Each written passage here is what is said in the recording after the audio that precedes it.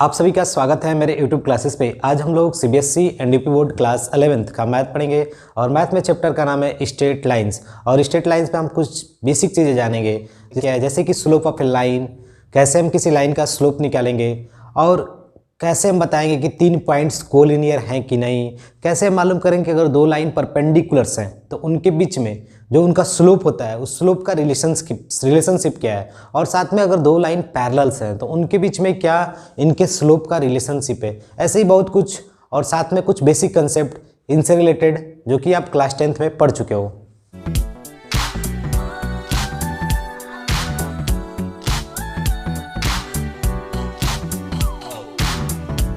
Chapter का नाम है आपका स्ट्रेट लाइंस। ठीक है, तो स्ट्रेट लाइंस होता क्या है, तो आप बेसिक चीज़ें जान रहे हो कि स्ट्रेट लाइंस ऐसा लाइन जो कि इनडेफिनिट बढ़ता रहे, इधर भी बढ़ता रहेगा और इधर भी बढ़ता रहेगा। अगर बीच में से मैंने ऐसे काट के निकाल दिया तो ये क्या कहलाएगा आपका लाइन सेगमेंट। ठीक है, लाइन सेगमेंट का एंड पॉइंट होता है। ठीक है, तो एक लाइन्स इधर भी बढ़ती रहती है, इधर भी बढ़ती है, इसका कोई एंड होता ही नहीं है। ठीक है, हमें बात करनी है स्ट्रेट लाइन्स यानी सीधी रेखा। ठीक है, जो कि कर्व ना हो, एकदम सीधे जाती है। वैसे तो आप बेसिक चीज़ें जान रहे हो कि अगर मुझे डिस्टेंस बताना है, अगर 2 पॉइंट्स हैं आपके पास, ठीक है, एक का नाम है x1 y1 x2 y2, तो आप ये बेसिक क्लासेस में पढ़ चुके हो क्लास 10th में कि इनका डिस्टेंस हम कैसे बताते थे, √x2 माइनस x1 का whole square plus y2 minus y1 का होल स्क्वायर। ठीक है, ये आपका क्या है, डिस्टेंस का फार्मूला है किसी 2 पॉइंट्स के बीच में। जैसे अगर मैं बात कर दूं कि अगर ये लाइन है तो इस लाइन पे बहुत से पॉइंट है, तो आप किन्हीं 2 पॉइंट्स उठा लो और उस पॉइंट्स का कोऑर्डिनेट आप देख लो। ये पहले का x1 y1, दूसरे का x2 y2, तो आप इनके बीच में दूरी बता सकते हो कि कितने की दूरी है, 5 यूनिट के है कि 6 यूनिट का कि 10 यूनिट का। तो ये बेसिक चीज़ें आप जान रहे हो। अब बात आती है सेकेंड कि अगर मान लो आपके पास कोई एक पॉइंट्स है, ठीक है, ऐसे, अब इनको एक पॉइंट्स जो बीच में है यहाँ पे, ठीक है, जैसे ये P है, ये Q है, ये बीच में कोई L नाम का पॉइंट्स है, ये L नाम का पॉइंट्स इसको कुछ रेशियो में बांटता है, यानी M पार्ट और N पार्ट में बांटता है। ठीक है, M/N बोल दो आप। ठीक है, M/N में बांटता है। तो इस पॉइंट L का कोऑर्डिनेट क्या होगा, अगर इस P का कोऑर्डिनेट x1 y1, इसका कोऑर्डिनेट x2 y2 दिया हो तब, तो आप इसका कोऑर्डिनेट L का बता सकते थे। उसके लिए क्या फार्मूला आपने पढ़ा था, अगर मान लो इसका x कोऑर्डिनेट यानी x वाली जो वैल्यू है m इंटू x2 क्या होगा, m into x2 plus n into x1 upon m plus n, यानी पहले रेशियो का पहला पार्ट m इंटू x2 का दूसरे का कोऑर्डिनेट यानी x2, फिर रेशियो का second part into x1 by m plus n। इसी प्रकार आप y का भी लिख सकते हो, तो y का क्या होगा, m into y2 plus n into y1 अपान m प्लस n। ठीक है, इतनी बातें आप चीज़ें समझ रहे हो कि जब भी 2 पॉइंट्स दिए हों, उस पॉइंट्स का कोऑर्डिनेट मालूम हो और बीच में कोई ऐसा पॉइंट है जो इसको किसी रेशियो में बांट रहा है यानी डिवाइड कर रहा है, तो फाइनली आप ये बता सकते हो उनका ये कोऑर्डिनेट क्या होगा, यानी क्या होगा, ये हो सकता है। अब देखो, अब इसी का थोड़ा स्पेशल केस हो जाता है कि अगर मान लो कोई लाइन है, उस लाइन को एक पॉइंट्स P नाम का 1:1 में डिवाइड करें, यानी ये 1:1 पार्ट्स में बांट दे रही है, तो इस P का कोऑर्डिनेट क्या होगा, अगर मान लो x और y कोऑर्डिनेट है और इस पॉइंट का नाम है x1 y1, ठीक है, इसका नाम है x2 y2। ठीक है, बातें क्लियर। तो इस P का कोऑर्डिनेट क्या होगा, तब सिंपली बता सकते हो। देखो m1 है n1 है, आपने यहाँ पर रखना है m1 और n1, तो फाइनली आपका x का कोऑर्डिनेट मिलेगा x1 प्लस x2 बाई 2। इसी प्रकार आप y का निकाल लोगे y1 प्लस y2, ठीक है, बाई 2। ये एक मिड पॉइंट्स है क्योंकि बीचों बीच का हिस्सा है ना भाई, एक दूरी इधर से एक दूरी इधर से, यानी बीचों बीच वाला पार्ट है। तो ये रहा उसका कोऑर्डिनेट का फार्मूला। ठीक है, इसी प्रकार आपने पढ़ा होगा एरिया ऑफ ए ट्रायंगल, यानी किसी ट्रायंगल का हम एरिया कैसे बताते हैं। ठीक है, अगर मान लो कोई ट्रायंगल है तो भाई ट्रायंगल में 3 वर्टिसेस होते हैं।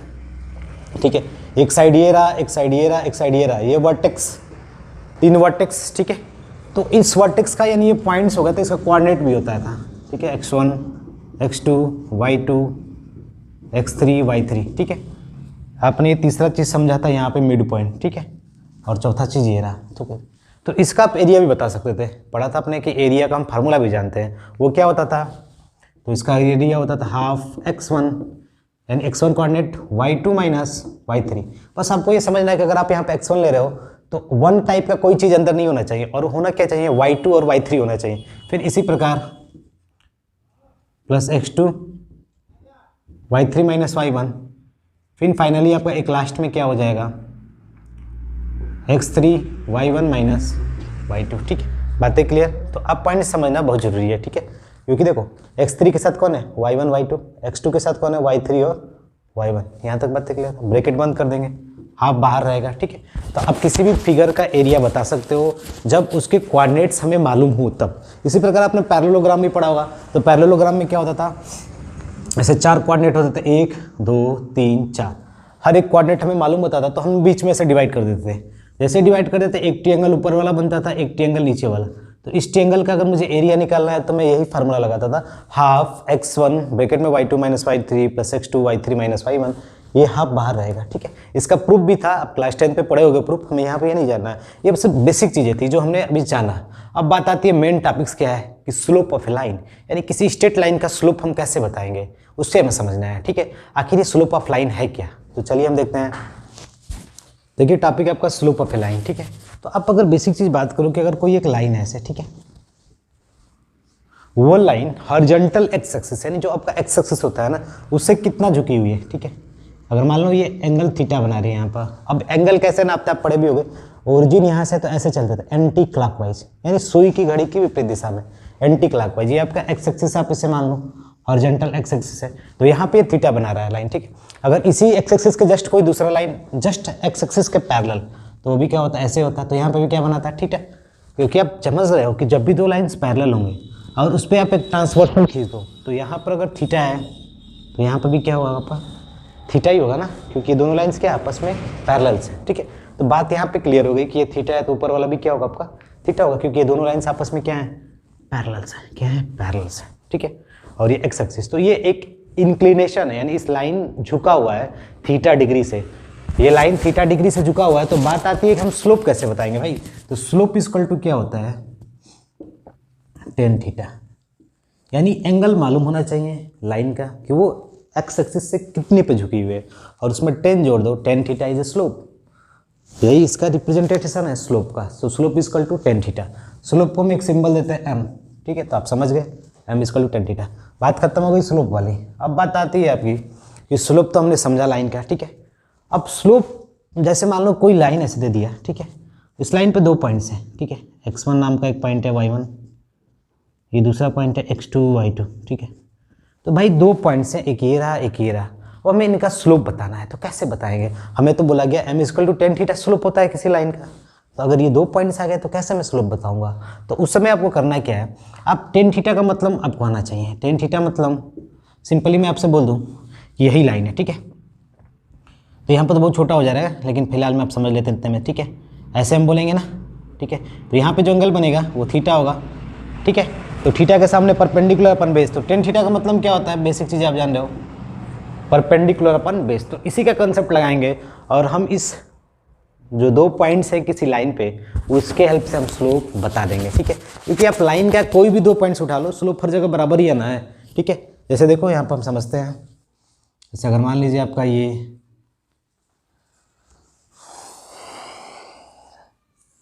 आपका एक्स एक्सिस, ये वाला आपका वाई एक्सिस, ठीक है।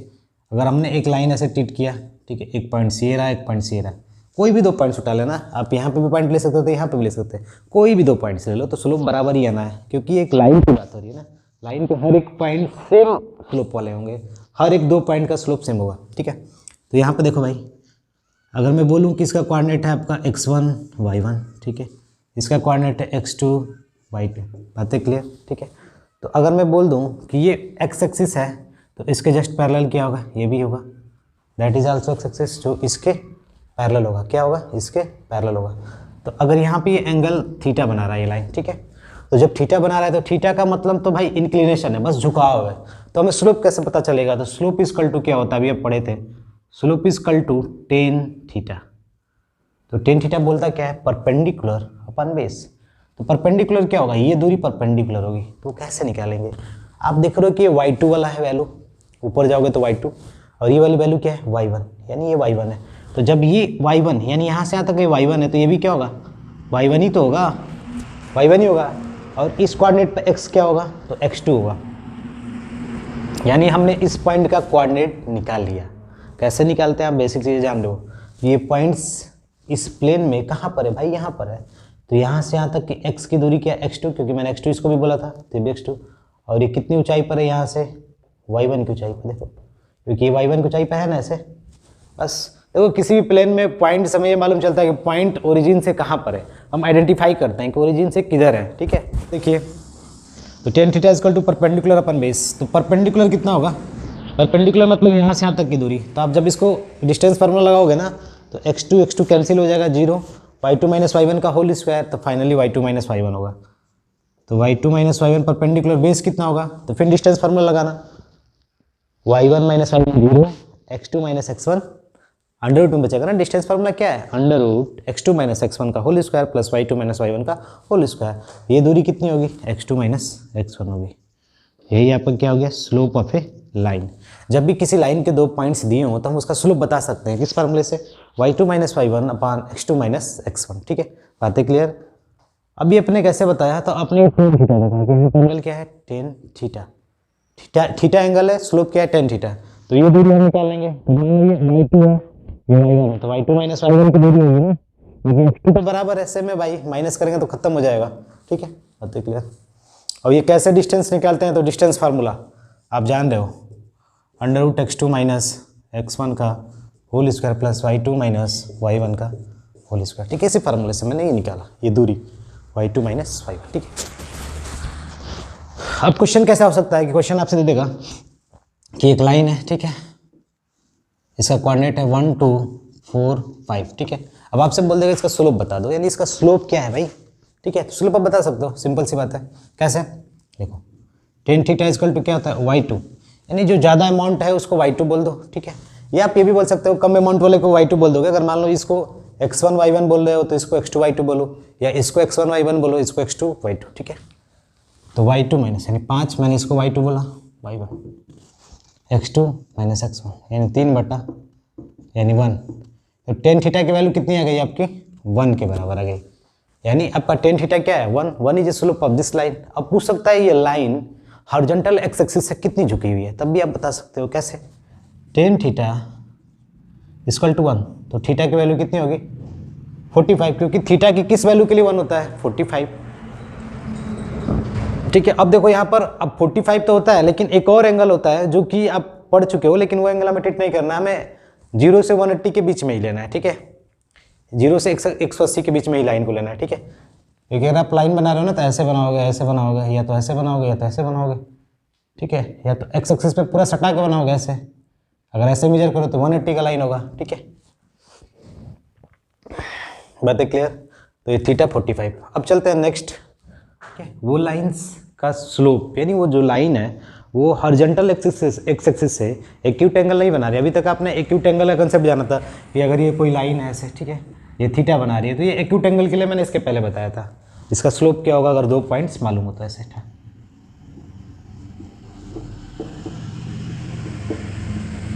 अब बताते हैं कि अगर कोई लाइन है, लेकिन वो लाइन कैसी है कि वो ऑब्ट्यूस एंगल बना रही है। कहाँ से भाई, आप ध्यान दे सकते हो यहाँ से, ठीक है। ये ऑब्ट्यूस एंगल बना रही है, थीटा एंगल ऑब्ट्यूस है, ठीक है। तो ऑब्ट्यूस एंगल बना रही है, तो उस समय उसका स्लोप क्या होगा हमें ये जानना है। तो सपोज इसके दो पॉइंट्स हैं यहाँ पर x1 y1 आप लिख सकते हो, ठीक है। जैसे यहाँ पर आपका क्या है P और Q नाम का पॉइंट है, अभी बोल दो यहाँ से ये P है, ये आपका Q है, x2 y2 x1 y1, ठीक है। बातें क्लियर। ये थीटा बना रही है, यानी ऑब्ट्यूस एंगल बना रही है, तब इस समय इसका स्लोप क्या होगा। तो आप ध्यान से देखोगे कि इसका जब हमें स्लोप निकालना हो ना, तो उस समय हम क्या करेंगे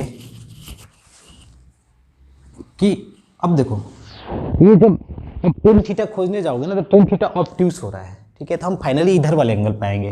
अगर मान लो ये फाई है, ठीक है, इधर वाला एंगल, तो अब क्या बोलते हैं टेन 180 माइनस थीटा करते तो ये टेन फाई आता, तभी तो टेन फाई आता आपका इधर वाला एंगल टेन फाई। फिलहाल में हम एंगल इधर से मेजर करते हैं एंटी क्लॉकवाइज, तो ये थीटा एंगल है, तो ये लाइन ऑब्ट्यूस एंगल बना रहा है, न कि फाई बना रहा है, ठीक है। अगर क्लॉकवाइज जाओगे तो फाई बनाएगा, लेकिन एंटी क्लॉकवाइज जनरली हम मेजर करते हैं, तो क्या बोलते हैं tan 180 minus theta equal to tan phi. तो टेन 180 माइनस थीटा क्या होता है आप जान रहे होगे, माइनस टेन थीटा, क्योंकि अगर आप जाओगे यहाँ पर थीटा एक्यूट होगा तब, यानी एक्यूट एंगल थीटा का होना बहुत जरूरी है, ठीक है। तो अगर आप जाओगे यानी अगर आप सेकेंड कोऑर्डिनेट में जाओगे तो थीटा की वैल्यू टेन थीटा की वैल्यू निगेटिव आती है, क्योंकि पढ़े भी होगा परपेंडिकुलर अपन बेस, ठीक है। निगेटिव होती तो मैंने माइनस टेन थीटा लिखा। अभी आपने टेन थीटा क्या निकाला था, y2 माइनस वाई, लेकिन अब यहाँ पर देखो कैसे हम टेन थीटा निकालेंगे, ठीक है। तो आप जनरली ट्रीट करोगे कैसे, ये रहा आपका, ठीक है। तो ये दूरी कितनी होगी, तो आप ध्यान से देख सकते हो, ये दूरी होगी आपकी y2 माइनस y1। अब ये दूरी, ये वाली दूरी x1 माइनस x2, ठीक है। चेक कर सकते हो आप कैसे दूरी, ये x1 कोऑर्डिनेट क्योंकि ज़्यादा होगा, क्योंकि ओरिजिन से हम इधर जा रहे हैं ना, इधर जाओगे तो x1 ज़्यादा होगा और x2 वाला वैल्यू कम होगा, तो x1 माइनस x2, और ये y2 तो ज़्यादा है ही क्योंकि y1 नीचे है ऐसे, क्योंकि आप इसे किसी प्लेन में ट्रीट करना है ना, प्लेन में x और y कोऑर्डिनेट में, ठीक है। तो y2 माइनस y1, तो फाइनली आपका क्या हो जाएगा, y2 माइनस y1 अपन x1 माइनस x2, ये माइनस साइन है तो माइनस साइन से क्या होगा, ये पलट जाएगा, ठीक है। तो पलटने के बाद क्या होगा, y2 माइनस y1 अपन x2 माइनस x1, ठीक है। बातें क्लियर, समझ गए। तो कहने का मतलब स्लोप ऑफ ए लाइन्स चाहे एक्यूट हो चाहे ऑब्ट्यूस हो, और उसके दो पॉइंट्स पता हो हमें, दो पॉइंट्स मालूम है, तो उसके लिए फार्मूला क्या होगा, y2 माइनस y1 अपन x2 माइनस x1, ठीक है। बातें क्लियर। अब देखो स्लोप ऑफ ए लाइन को हम बोलते हैं ग्रेडियंट ऑफ ए लाइन, यानी लाइन का ग्रेडियंट क्या है, तो उसी को हम स्लोप बोलते हैं। Gradient of a line is known as slope of a line, ठीक है। यहाँ तक बातें क्लियर। अब दूसरा पॉइंट आता है कि अगर स्लोप किसी लाइन का हमने बता दिया, ठीक है, तो उसका फार्मूला क्या होगा, अगर दो पॉइंट्स हो तो ये फार्मूला होगा, ठीक है। देखिए दूसरा चीज़ क्या है, condition for parallelism and perpendiculars of a line, ठीक है। अगर दो लाइंस पैरेलल है तो उनका कंडीशन क्या होगा या रिलेशंस क्या होगा उनके स्लोप के बीच में, ठीक है। Conditions for a parallelism and perpendiculars of lines in terms of their slope, अगर उनके स्लोप हमें मालूम है दो लाइन के, तो उनका पैरेलल होने का क्या कंडीशन होगा और परपेंडिकुलर होने का क्या कंडीशन होगा वो जानेंगे, ठीक है। तो सपोज आपके पास एक कोऑर्डिनेट है x और y एक्सिस एक प्लेन है, ठीक है। उस प्लेन में आपके पास दो लाइन्स है ऐसे, ठीक है, ऐसे दो लाइन्स है आपके। अगर ये लाइन यहाँ से थीटा है, एंगल पर झुका हो, तो ये भी कितने पर झुका है, थीटा पे, ठीक है। तो एक तरह से आप देखोगे तो ये कॉरस्पॉन्डिंग एंगल का ही कंडीशन है, यानी दोनों लाइन्स के आपस में पैरेलल है, बोल सकते हो। ये अगर आप यहाँ से देखो कुछ एंगल है, यहाँ से अगर 5 है तो यहाँ से भी क्या हो 5 हो, तो ये दोनों लाइन्स के आपस में पैरेलल है।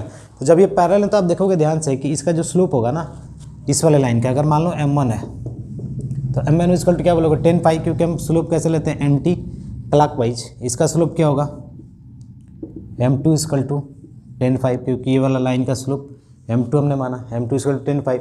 तो अगर आप ध्यान से देखो तो m1 इक्वल टू m2 है, यानी दोनों आपस में क्या है, बराबर है, यानी इनके स्लोप्स क्या होंगे, आपस में बराबर होंगे।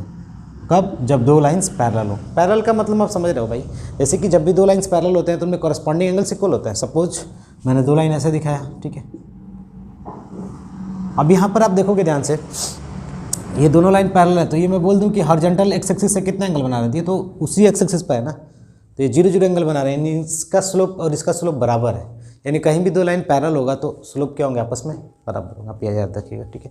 नेक्स्ट चलते हैं हम। देखिए अगर दो लाइंस पैरेलल हो, हम बात करेंगे कि वो लाइंस पैरेलल हैं, तो भाई लाइन कहाँ आप ड्रा करते हो, प्लेन में, तो एक्स और वाई प्लेन में हम लाइन ले लेते हैं, ठीक है। अगर लाइन सपोजिट आपकी ऐसे है, ठीक है, ये एंगल ऐसे बना रही है थीटा, और एक लाइन आपकी ऐसे है, जिसके कारण ये लाइंस क्या होगा, आपस में से परपेंडिकुलर होगा, ठीक है। आप समझने के लिए, ठीक है, यहाँ पर आपका एंगल है बीटा सपोज, ठीक है। एक लाइन L1 नाम है इसका, आप रख सकते हो L1, इस वाले का नाम आप L2 रख लो, और उनके बीच में एंगल क्या बन रहा है, 90 डिग्री बन रहा है, ठीक है। आपस में दोनों लाइंस जस्ट परपेंडिकुलर्स हैं, ठीक है। तो उस समय इनके परपेंडिकुलर होने के बाद उनके स्लोप में क्या संबंध होगा, यानी स्लोप कैसे रिलेटेड होंगे, ठीक है। तो आप एक ट्रायंगल का कंसेप्ट जानते हो, ठीक है। सपोज ये लाइन L1 है तो इसका स्लोप M1, इसका स्लोप M2, ठीक है।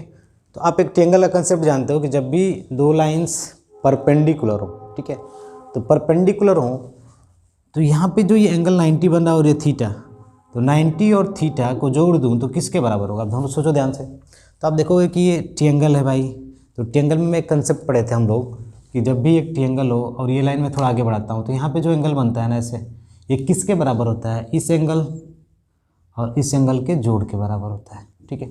थीटा प्लस फाई के बराबर होता है। तो फाइनली आप बोल सकते हो कि 90 प्लस थीटा जोड़ेंगे तो किसके बराबर होगा, beta.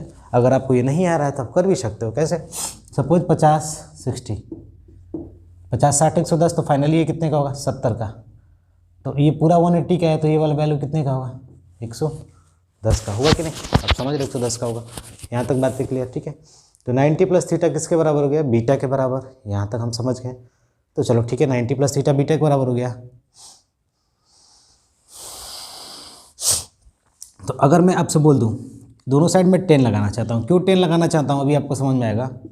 90 plus theta equal to 10 beta. तो मैंने 10 बीटा लगा के क्या शो करना चाहता हूँ, मैं 10 बीटा लगा के ये बताना चाहता हूँ ये स्लोप ऑफ सेकेंड लाइन आ गया, यही तो मैं दिखाना चाहता हूँ भाई। और थीटा भी आपको समझ में आएगा, क्योंकि 1090 प्लस थीटा क्या होता है आप जान रहे हो। 1090 प्लस थीटा क्या होता है, माइनस कॉट थीटा, क्योंकि 1090 प्लस थीटा मतलब थीटा यहाँ पर एक्यूट एंगल है। तो आप सेकंड कोऑर्डिनेट में जाओगे, सेकंड कोऑर्डिनेट में 1090 प्लस थीटा लेकर जाओगे तो क्या मिलेगा, माइनस कॉट थीटा, ठीक है। क्योंकि 10 की वैल्यू सेकंड कोऑर्डिनेट में उल्टी हो जाती है और माइनस में आ जाती है, माइनस कॉट थीटा, ठीक है। तो minus cot theta equal to 10 beta. अब देखो माइनस कॉट थीटा को हम क्या लिख सकते हैं, 1/10 थीटा, ठीक है। अब 10 बीटा भी आपने पढ़ा m2 है, तो 10 थीटा क्या है, m1 है, क्योंकि स्लोप ऑफ लाइन कैसे होता है, 10 थीटा के फॉर्म में होता है, ठीक है। तो यहाँ पे क्या हो जाएगा, -1/m1 इक्वल टू m2, ठीक है। अब इनको मैं क्रॉस मल्टीप्लाई कर दूँ तो फाइनली आपका रिजल्ट क्या बनेगा, m2 into m1 equal to -1, that is your result, ठीक है। तो जब भी दो लाइंस परपेंडिकुलर्स हों तो उनके स्लोप में क्या संबंध होगा, स्लोप में ये संबंध होगा कि m1 into m2 equal to -1, ठीक है। यानी पहले लाइन का स्लोप मल्टीप्लाई दूसरे लाइन का स्लोप क्या देगा, -1, ठीक है। तो आपको बहुत से क्वेश्चन मिलेंगे, जैसे अगर दे दिया कि दो लाइंस परपेंडिकुलर है, सोच लेते हैं ओरली, एक लाइन का स्लोप आपका -2 है, ठीक है, एक लाइन का स्लोप आपका -2 है, तो दूसरी लाइन का स्लोप क्या होगा, बस ये पूछ सकते हैं, ठीक है, क्या होगा। तब बता सकते हो m1 into m2 equal to -1, ठीक है। तो m1 की वैल्यू -2, m2 नहीं मालूम है, ठीक है। तो m2 की वैल्यू क्या होगी, 1/2 हो गया कि नहीं, m2 की वैल्यू 1/2, क्योंकि m1 इंटू m2 -1, ठीक है। हम सॉल्व कर लेंगे, m1 की वैल्यू -2, ठीक है। तो आप कर सकते हो। अब आपको समझना है कि भाई अगर कोई लाइन्स है parallel to the X axis है तो उसका स्लोप क्या होगा, तो 10 0, क्योंकि आप समझ रहे हो कि parallel to the X axis है तो 10 0 होगा, क्योंकि एक्स एक्सिस के पैरेलल है तो उसका एंगल क्या है, 0 है। और वही लाइन एक्स एक्सिस के परपेंडिकुलर है, यानी 90 डिग्री बना रही है, उसका झुकाव 90 डिग्री है, तो वहाँ पे क्या हो जाएगा, अनडिफाइंड। 1090 क्या होता है, अनडिफाइंड। तो स्लोप उस समय अनडिफाइंड होगा जब उसका झुकाव 90 डिग्री हो तब, ठीक है। बातें क्लियर। अब बात आती है कि अगर मुझे दो लाइन्स दिए हों और दो लाइन्स आपस में क्या हो, कुछ एंगल बना रहे हो, तो उस एंगल को हम कैसे फाइंड करेंगे अगर उनका स्लोप हमें दिया हो, बस यही जानना है। दोनों लाइन का स्लोप हमें मालूम है, अब हमें पता करना है कि दोनों लाइन किस एंगल से आपस में मिले हुए हैं, यानी उन दोनों लाइन के बीच में एंगल क्या है, कैसे निकालेंगे, ठीक है। तो चलिए हम समझते हैं। जैसा कि आप सभी जान रहे हो कि अगर मान लो दो लाइन्स ऐसे, ठीक है, सपोज एक लाइन ऐसे है और एक लाइन ऐसे है, और ये लाइन जैसे ही आपस में मिल रही है, ठीक है, मान लो कि थीटा स्लोप बनाया, ये थीटा पे झुका हुआ है, ये बीटा पे झुका हुआ है, ठीक है। आप बोल सकते हो, नेमिंग कर सकते हो, यानी इसका थीटा झुकाव है, इसका बीटा झुकाव है, इसका स्लोप आप m1 बोल दो, ठीक है, इसका स्लोप क्या बोल दो आप, m2 बोल दो, इतनी बातें आप बोल सकते हो। That is m1 slope, that is m2 slope, ठीक है। अब बात आ गई कि m1 और m2 तो समझ में आ गया, और इनके बीच में झुकाव क्या है, थीटा झुकाव है, यानी एंगल कैसे झुके हुए हैं, थीटा नाम से झुके हुए हैं, ठीक है। बातें क्लियर। तो आप ध्यान से देखो कि जब ये थीटा से झुका हुआ तो यहाँ पे भी किससे झुका हुआ है, थीटा से, और ये थीटा क्या है, 90 से कम है, मान लो एक्यूट एंगल है क्योंकि तो कम दिख ही रहा है। और इधर वाला जो एक और एंगल है ना, क्योंकि लाइन के बीच में क्या है, देखो ये लाइन सबका पहला है L1, ये लाइन क्या है आपका L2 है, ठीक है। ऐसा आप बोल सकते हो, ये लाइन L1 है आपका और ये लाइन L2 है, तो इनके बीच में थीटा एंगल है, तो भाई ये वर्टिकली अपोजिट ये थीटा होगा। अगर मान लो ये कितना हो जाएगा आपका 180 माइनस थीटा, तो यहाँ पर भी क्या होगा 180 माइनस थीटा। तो यहाँ पर आपको दिखेगा कि दो एंगल बन रहे हैं लाइन में, एक तो एक्यूट एंगल बन रहा है, ऐसे फॉर्म हो रहा है, एक और एंगल यहाँ पर बन रहा है ऐसे, ठीक है। आप ध्यान से देखो, इधर से एक लाइन ऐसे जा रही है, एक लाइन ऐसे, तो यहाँ पर भी 180 माइनस थीटा बन रहा है, ठीक है। तो अब हमें जानना है कि कैसे हम स्लोप बताएंगे लाइन का, ठीक है। तो आप ध्यान से देखो, अगर आपका ये बीटा है, ठीक है, और ये थीटा है, और ये भी आपका, सॉरी इसका नाम चेंज करते हैं, ये थीटा मैंने लिया है तो इसको ले लेते हैं अल्फ़ा, ठीक है। ये बीटा है, ये थीटा है, ये अल्फ़ा है, ठीक है। तो हम इसी का यूज करेंगे, कैसे, बीटा किसके बराबर होगा, थीटा प्लस अल्फ़ा, ठीक है। Beta equal to theta plus alpha. मुझे थीटा की बात करनी है ना, मुझे एंगल थीटा बताना है क्या होगा।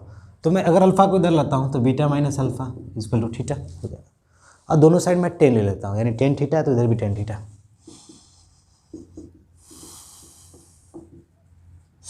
ठीक है, तो टेन ए माइनस बी का आप कंसेप्ट पढ़ोगे, tan A minus tan B upon एक plus tan A into tan B. तो फाइनली ये क्या हो जाएगा, tan A minus tan B upon एक plus tan A into tan B equal to tan theta. ये आप पढ़ चुके हो बात है, tan A minus tan B upon एक plus tan A into tan B equal to tan theta. ठीक है, यहाँ तक बातें क्लियर हो गई। अब टेन बी क्या है भाई, टेन बी इस लाइन का स्लोप है, यानी दैट इज m2। टेन ए क्या है आपका अल्फा, पहले लाइन का स्लोप है m1, one plus m1 into m2 equal to tan theta. ठीक है, ये स्लोप ये भी टेन थीटा की वैल्यू आई है। अगर आपको थीटा निकालना है तो क्या कर दोगे, अगर आपको एंगल बताना है तो tan inverse m2 minus m1 अपान एक प्लस m1 इंटू m2। ठीक है, ये इनवर्स ट्रिग्नोमेट्रिक टाइप का फंक्शन बन जाएगा कि वो टेन इनवर्स यहाँ पे तो यहाँ पे कुछ वैल्यू आएगी 1 2 3, तो उस 1 को आप कन्वर्ट करोगे टेन थीटा के फॉर्म में और यहाँ से थीटा की वैल्यू आप गेट कर लोगे। ठीक है, तो आप दो लाइंस के बीच में तो एंगल बता सकते हो, लेकिन बात आती है कि अगर ये लाइंस अगर आपका एक्यूट है तो ये वाली वैल्यू क्या होगी। अगर थीटा एक्यूट है, सपोज थीटा इज एक्यूट, तो एक्यूट है तो भाई वो फर्स्ट क्वाड्रेंट में होगा, तो फर्स्ट क्वाड्रेंट में टेन की वैल्यू क्या होती है, पॉजिटिव होती है, यानी m2 माइनस m1 अपन एक प्लस m1 इंटू m2 क्या होगा आपका, पॉजिटिव होगा। क्या होगा, पॉजिटिव होगा, यानी टेन थीटा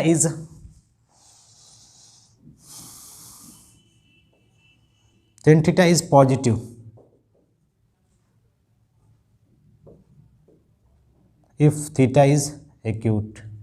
थीटा की वैल्यू अगर एक्यूट है तो दोनों लाइन के बीच में अगर एक्यूट एंगल बन रहा है तब। ठीक है, अगर मान लो ये इसकी मैं बात करूँ, इसका क्या वैल्यू होगा, तो ठीक है देखो आप इसका अगर मैं स्लोप निकालना चाहूँ, अगर दोनों लाइन के बीच में 180 माइनस थीटा का एंगल बन रहा है तो उस समय क्या करते हैं, टेन 180 माइनस थीटा तो क्या होता है माइनस टेन थीटा, क्योंकि टेन 180 माइनस थीटा क्या होता है माइनस टेन थीटा, तो आगे साइन क्या होता है माइनस, और जो पूरी कहानी अभी आपने निकाला था वो उतार देते हैं।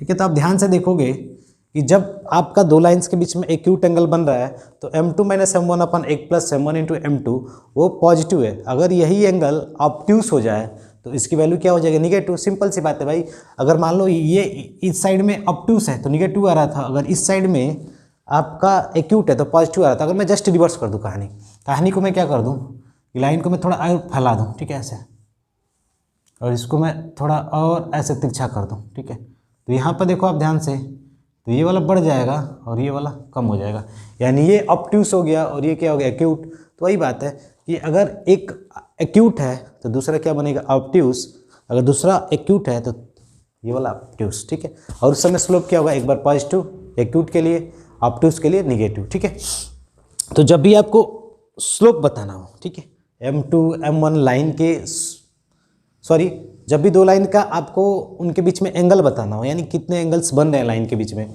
अगर वो एंगल्स एक्यूट हो तो उस समय आप कौन सा फार्मूला यूज करोगे, ना ये आप यूज क्या करोगे, मॉड वर्ड यूज लगाओगे, m2 माइनस m1 अपान एक प्लस m1 इंटू m2 से आपको क्या मिलेगा, टेन थीटा। ठीक है, क्या क्यों ऐसा, क्योंकि अगर आप इसको सॉल्व करते हो तो हो सकता है निगेटिव वैल्यू भी आ जाए। ठीक है, तो वो निगेटिव रहेगा तो वो क्या हो जाएगा, ऑब्ट्यूस चला जाएगा। तो आपसे पूछा है एक्यूट एंगल ना, तो अगर मार्ड लगा देते हो तो इसके अंदर अगर निगेटिव भी रहेगा तो बाहर क्या आएगा, पॉजिटिव आएगा। क्या आएगा, पॉजिटिव, क्योंकि आपसे उस दो लाइन के बीच में एक्यूट एंगल वाला एंगल पूछा है ना, दो लाइन ऐसे मिले उनके बीच में जो एक्यूट एंगल बन रहा है उसकी वैल्यू क्या है। अगर आप मार्ड लगा रहे हो तो अगर मान लो माइनस भी आ गया तो आप बाहर निकालोगे तो क्या होगा, पॉजिटिव आएगा, और पॉजिटिव आएगा तो आप सीधे बोल दोगे दैट इज एक्यूट एंगल्स। ठीक है, उनके बीच का आप एक्यूट एंगल बता दोगे। ठीक है, क्योंकि अगर एक एक्यूट बन रहा है ना तो दूसरा एंगल क्या बनेगा, ऑब्ट्यूस बनना ही है, क्योंकि लाइन ऐसे मिला तो इन्होंने एक्यूट बनाया, ये लाइन थोड़ा अभी और आगे जाएगी ना तो यहाँ पे भी क्या बन गया, एक ऑब्ट्यूस। देखो ऐसे बना कि नहीं, तो दो होते हैं, एक एक्यूट है और एक ऑब्ट्यूस। अब आपसे क्वेश्चन पूछता है कि दो लाइन के बीच में एक्यूट बन रहा है, ठीक है, तो एक्यूट वाला निकालेंगे। और बाय द वे देखो तो ये रहा। ठीक है, पर एक चीज़ है कि जो ये नीचे वाला वैल्यू है ना, एक प्लस m1 इंटू m2 ये जीरो के बराबर नहीं होना चाहिए। अगर ये जीरो होता तो ये नीचे वाली वैल्यू क्या हो जाती, 1/0, दैट मीन्स अनडिफाइंड। जीरो से अगर किसी नंबर में आप डिफाइन कर रहे हो तो वो अनडिफाइंड आएगा, डिवाइड कर रहे हो तो। ठीक है, इसलिए नीचे वाला जीरो नहीं होना चाहिए, नॉट जीरो। ठीक है।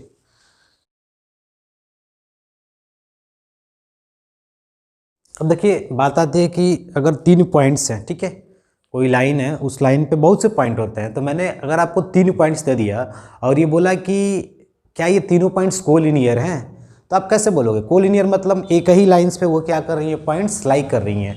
तो अगर ऐसी बात है कि अगर ये तीनों पॉइंट्स कोलिनियर है तो उस समय कुछ कंडीशंस होंगे, वो क्या होंगे जानते हैं। जैसे देखो 1 2 3, मैंने 3 पॉइंट्स दे दिया, बोला ये x1 है, ये y1 है, ठीक है, ये आपके 3 पॉइंट्स हैं और ये तीनों पॉइंट्स मैंने बोला कि ये कोलिनियर हैं। कोलिनियर मतलब क्या कोलिनियर है बोल सकता है या कोलिनियर है, तो क्या कोलिनियर है तो कैसे आप बताओगे? कोलिनियर का मतलब ये तीनों पॉइंट्स एक ही लाइन पर हैं, ठीक है। अगर ऐसे मैंने एक लाइन खींचा, ये सभी पॉइंट्स कोलिनियर कहलाते हैं, क्योंकि को मतलब एक साथ एक ही लाइन पर सभी पॉइंट्स हैं, यानी कोलिनियर है, ठीक है। तो उस समय क्या होगा, कोई भी 2 पॉइंट्स उठा लो ना, इनका स्लोप यहाँ से इसके स्लोप के बराबर होगा, ठीक है। ये आप यहाँ से ऐसा वाला कोई पॉइंट उठा लो, ये भी स्लोप क्या होगा, आपस में बराबर होगा। कोई भी 2 पॉइंट्स उस लाइन का उठा लो और उनका स्लोप निकाल कर किसी दूसरे 2 पॉइंट या उसी एक थोड़ा मैच ना करके स्लोप ले लो तो बराबर आ जाएगा। जैसे देखो एक लाइन है ए बी सी, तो slope A B equal to slope B C equal to slope A C बोल सकते हो आप, ठीक है। बातें क्लियर? यानी इसका स्लोप यहाँ से, फिर इसका स्लोप या इसका स्लोप, सब क्या होंगे, आपस में बराबर होंगे। कब? जब ये तीनों पॉइंट्स क्या हो, कोलिनियर हो तब, ठीक है। तो आपको क्वेश्चन में देगा कि 3 पॉइंट्स है, चेक करो कि क्या ये तीनों पॉइंट्स किसी लाइन पे लाई कर रहे हैं कि नहीं, तो आप चेक करोगे भाई, चेक कर सकते हो, ठीक है। तो चलिए हम कुछ क्वेश्चन देखते हैं और अपने इस कंसेप्ट को और स्ट्रांग करते हैं। क्वेश्चन होगा find the value of x, यानी x की वैल्यू बताओ for which the points x-1 2 1 and 4 5 are collinear, यानी जिसके लिए तीनों पॉइंट्स क्या हो जाए, कोलिनियर बनाए, ठीक है। तो x की वैल्यू बता दो, तभी अपने कोलिनियर कंसेप्ट पढ़ा था, उसी के बेस पर है। देखिए आपके यही 3 पॉइंट्स है, बोला है कि तीनों पॉइंट्स कोलिनियर हैं। अगर कोलिनियर है तो x की वैल्यू क्या है, तो भाई कोलिनियर है तो स्लोप इसका और इसके स्लोप के बराबर होगा, यानी बोलते क्या हो, slope A B equal to B C, slope ही है या ए सी सी है, ठीक है। तो कोई भी 2 उठा लो, हम इन्हीं 2 को उठाते हैं। तो स्लोप ऑफ ए बी क्या मिलेगा, 1 - 1 2 - x, ठीक है। बी सी का स्लोप क्या मिलेगा, ये 5 - 1 4 - 2, ठीक है। यहाँ पर होगा 2 2 - x इक्वल टू 4 - 2, ठीक है। तो आप देखोगे कि ये कैंसिल होगा 2 से, तो बचेगा 2/2 - x 2 2/1, 2 से 2 कैंसिल, तो 1 equal to 2 - x, cross multiply कर लोगे, x की वैल्यू 1, ठीक है। बातें क्लियर? अब बात आती है कि तो हमने ए बी और बी सी का हेल्प लिया, अब सी ए का जब हेल्प लेते ना तो देखो 4 5 x - 1, तो बात दोनों तरफ x हो जाता है, यानी इसका स्लोप की आवश्यकता नहीं थी बी सी ए की, क्योंकि उसमें भी x दिखाई देता, तो यहाँ पे भी x दिखाई देता, कॉम्प्लेक्सिटी बढ़ जाती है, इसीलिए 2 ही स्लोप पे भी काम बन जाएगा आपका, ठीक है। बातें क्लियर? अब चलते हैं नेक्स्ट क्वेश्चन पे। Find the angle between the x axis and the line joining the points 3 - 1 and 4 - 2। x axis को लेकर और 2 पॉइंट्स दिए हैं, उस दोनों पॉइंट्स के हेल्प से जो स्लोप बन रहा है लाइन का, उनके बीच में क्या एंगल है, ठीक है। देखो यहाँ पर क्या है कि आपका एक x एक्सिस है और एक लाइन है और उस लाइन के 2 पॉइंट्स दिए हुए हैं, इन दोनों के बीच में कुछ एंगल बन रहा है, उस एंगल को आपको बताना है, यानी वो एंगल क्या है, ठीक है, वो कितना एंगल है, उसके एंगल की वैल्यू क्या है, ठीक है। तो हम कर सकते हैं इस क्वेश्चन को। तो अब देखो ध्यान से कि ये x एक्सिस है, ठीक है, तो x एक्सिस का मतलब इनके बीच में बताना है। तो लाइन अगर मान लो ऐसे भी आ रही है आपकी, ठीक है, तो यहाँ पर कुछ एंगल बनेगा, दैट इज अ थीटा। क्या बनेगा, थीटा नाम का कोई एंगल बनेगा, तो उस एंगल को ही तो बताना है। तो आप क्या करो, इसका स्लोप निकाल लो, y2 - y1 अपन x2 - x1,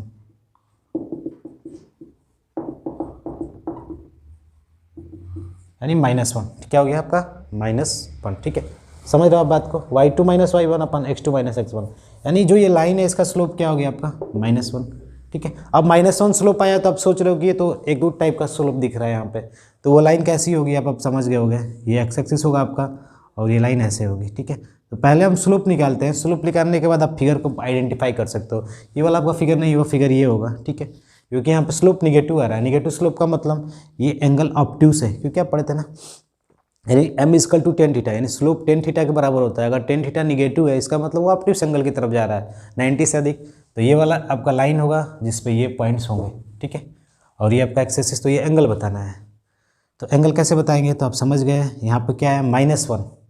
तो भाई ये तो एक्स एक्सिस है ना, एक्स एक्सिस है, तो एक्स एक्सिस का एंगल 0 होता है, हम यहीं से नापते भी हैं। तो इधर गए यानी -1 पे गए, तो -1 यानी स्लोप आपका -1 है। तो -1 इक्वल टू टेन थीटा। और किस थीटा के लिए -1 होता है तो आपको मालूम होगा 135 डिग्री के लिए। आप ऐसे भी कर सकते थे साहब, ठीक है। और एक फार्मूला होता है ये tan theta equal to m2 - m1 upon 1 plus m1 into m2। ये एक्स एक्सिस को एक लाइन मान लो और m2 स्लोप इसका मान लो -1। तो -1 इसका 0 हो जाएगा, ठीक है। m1 ये m1 वाला है, ये m2 हो गया। इस लाइन का स्लोप m2, ये m1 0, 1 plus m1 into m2 0। तो फाइनली -1, यानी टेन थीटा की वैल्यू -1। तो -1 किसका है, 135 डिग्री का है, ठीक है। वैसे भी क्वेश्चंस बनते हैं। देखिए आपके स्क्रीन पे क्वेश्चन होगा, the slope of a line is double of the slope of another line if tangent of the angle between them is 1/3 find the slope of line. अगर दो लाइन्स हैं और उनका स्लोप दिया है, और स्लोप कैसा है, एक का कुछ है तो दूसरे का उसका डबल है, ठीक है। और उनके बीच में जो टेंजेंट ऑफ एंगल, यानी उनके बीच में जो एंगल का टेन है, टेन थीटा, वो 1/3 है। तो आपको बताना है उन लाइन का स्लोप्स क्या है, ठीक है। यानी टेन थीटा की वैल्यू 1/3 है, आपको ये दी हुई है। तो देखिए यहाँ पर दिया है आपका टेन थीटा इक्वल टू 1/3, यानी टेन थीटा की वैल्यू 1/3 है। हमें लाइन का स्लोप नहीं मालूम है, ठीक है। लेकिन ये एक रिलेशन दिया हुआ है कि लाइन का रिलेशंस क्या है कि एक लाइन का अगर स्लोप आप x लेते हो तो दूसरे का क्या है, डबल है। यानी m1 x है तो m2 क्या हो जाएगा, 2x, ठीक है। ये बोल दिया इन्होंने। तो आप टेन थीटा की वैल्यू पढ़ते आ रहे हो, मॉड m2 - m1, ये एक्यूट के लिए कंसेप्ट, अपन 1 प्लस m1 इंटू m2, ठीक है।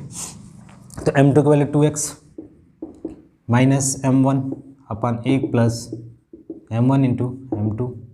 तो 10 की वैल्यू क्या है आपकी, 10 की वैल्यू 1/3 थी, क्योंकि 10 tangent of between two lines ये था टेन थीटा, ठीक है। 1/3 x by 1 plus 2x square, ठीक है। क्रॉस मल्टीप्लाई कर लो, 1 plus 2x square equal to 3x, ठीक है। तो फाइनली ये क्या हो जाएगा, 2x square minus 3x plus 1 equal to 0। ये आपका एक दिख रहे हो क्वाड्रेटिक क्वेश्चन है। आप इसको सॉल्व करने का टेक्निक भी जानते हो, अगर नहीं जानते हो टेक्निक तो ये टेक्निक है आपका। ये 2 से 1 में मल्टीप्लाई करोगे तो 2 आएगा। हमें दो नंबर ऐसा सोचना है जिसको जोड़ने पे -3 मिले, जोड़ने पे -3 मिले और मल्टीप्लाई करने पर 2 मिले। तो इसी को 2 को सोचोगे तोड़ना, तो -2 और 1 मल्टीप्लाई करो +2, जोड़ो -3 आ गया कि नहीं। तो ये -2 एक -1। अब इसको आप सॉल्व नहीं करना, आप सीधे आप यहाँ से बोलो ये -2 है ना, तो -2 का मतलब 2 बना देना और वो -1 का 1 बना देना। और उसके बाद x स्क्वायर का कोफिशिएंट क्या है, 2 है, क्या है 2, तो 2 से डिवाइड कर देना बस। तो एक कोऑर्डिनेट आपका 1 होगा और दूसरा कोऑर्डिनेट क्या होगा, 1/2। यानी एक x की वैल्यू 1 होगी, यानी एक बार x 1 आएगा और दूसरे बार क्या आएगा 1/2। दोनों वैल्यू सेटिस्फाइड करेंगे इस इक्वेशन को, ठीक है। बातें क्लियर, x की वैल्यू एक बार 1 एक बार 1/2, ठीक है। यहाँ तक हम समझ गए, बातें क्लियर। तो आपका एक स्लोप क्या हो जाएगा, अगर मैं x की 1 की बात करूँ, ठीक है, तो एक स्लोप हो जाएगा 1, तो दूसरा स्लोप क्या होगा 2, क्योंकि पहला स्लोप m है, m1 है, तो दूसरा स्लोप क्या है, 2 गुना है। ये कंडीशन एक बार क्या होगा, एक स्लोप 1/2 है तो दूसरा क्या हो जाएगा 1 हो जाएगा, आप समझ सकते हो, ठीक है। ये x1 समझ रहे हो आप, x क्या बता रहा है आपका स्लोप m1 का, तो m2 कितना होगा 2x, फिर 1/2 है। तो ये तो एक्यूट एंगल बन रहा है तो तब की बात है, ठीक है। लेकिन अब कभी कभी क्या हो सकता है, जब आपने मॉड लिया है तो ये मॉड के अंदर की वैल्यू निगेटिव भी हो सकती है, तो निगेटिव का पॉजिटिव भी बाहर आता है, ठीक है, भी जान रहे हो आप। तो एक बार हम क्या करेंगे कि इसको -1/3 ले लेंगे यहाँ पे, ठीक है। क्यों लेंगे, क्योंकि आप समझ रहे हो, क्योंकि मॉड के अंदर अगर प्लस रहता, +1/3 रहता तो बाहर 1/3 आता, लेकिन -1/3 रहता तभी तो बाहर -1/3 आता। यानी ये जो वैल्यू है ये -1/3 भी तो हो सकती थी भाई। अगर आप कहिए पूरा 1/3 है मॉड के अंदर वाला, तो मॉड के अंदर वाला क्या -1/3 नहीं हो सकता था, हो सकता था, बाहर आके 1/3 हो जाता। तो उसी प्रकार हम बोल देंगे कि ये किसके बराबर है, -1/3 के बराबर है। और उसके बाद सॉल्व कर लेते, ठीक है। तो -3x यहाँ पर आता और 3x अब इधर आ जाता तो क्या हो जाता है, इस पर +3x हो जाता। फिर एक नया इक्वेशन बनता, हम उसको सॉल्व करते हैं। तो यहाँ पर देखो x की वैल्यू क्या आती, कैसे सॉल्व करते हैं, 2 × 1 = 2। हमें ऐसा 2 नंबर लेना है जिसको जोड़ने पर 3 है, क्योंकि देखो 3, ठीक है। तो जोड़ोगे तो 2 और 1, 2 और 1, ठीक है। मैंने बोला कि इस बार आप -1/3 ले लो, क्योंकि यहाँ पर tan थीटा की वैल्यू एक बार 1/3 तो है, लेकिन आप समझ रहे हो कि इसके अंदर निगेटिव रहेगा तो बाहर भी क्या आएगा, वो पॉजिटिव बन के आएगा ना। तो हमने इसको बोला चलो ये -1/3 एक बार है, ठीक है। तो अब देखो यहाँ पर 2 और 1 बना है इस 2 का, तो इसका क्या होगा, इसको साइन चेंज कर दो तो -2 और -1, और आगे क्या है, x² का आगे 2, तो 2 से 2 डिवाइड कर दो तो क्या होगा, -1/2। तो एक स्लोप -1, दूसरा स्लोप -1/2। तो इस प्रकार एक आंसर हो जाएगा -1, फिर 2 गुना, फिर -1/2, तो दूसरा स्लोप क्या हो जाएगा, 2 गुना, यानी -1, ठीक है। क्योंकि ये x की वैल्यू ही ना है, x की वैल्यू निकालने का मैं तरीका बता रहा हूँ, क्वाड्रेटिक इक्वेशन को कैसे इजीली सॉल्व करते हैं, ठीक है। तो ये x है, तो x मतलब ये पहला स्लोप m1 और उसका 2 गुना कर देंगे तो सेकंड स्लोप, तो 4 इसके आंसर बनेंगे, ठीक है। यानी जो 4 लाइन्स होंगे, यानी जो दोनों लाइन्स थे वो आप 4 तरीके से बना सकते हो। एक बार आप ये कंडीशन लेके, पहले लाइन का स्लोप 1, दूसरे लाइन का स्लोप 2, एक बार आप 1/2 स्लोप लेके और दूसरे लाइन का स्लोप 1 लेके, ऐसे 4 बना सकते हो, ठीक है। बड़ा इंटरेस्टिंग है ये, क्योंकि आप जानते हो कि जो 1/3 एंगल बन रहा है वो सिर्फ कोई जरूरी नहीं कि एक यूनिक सिर्फ दो लाइन एक ही टाइप के होंगे, नहीं, उनका स्लोप अलग अलग हो के भी उनके बीच में 1/3 बन सकता है एंगल, ठीक है।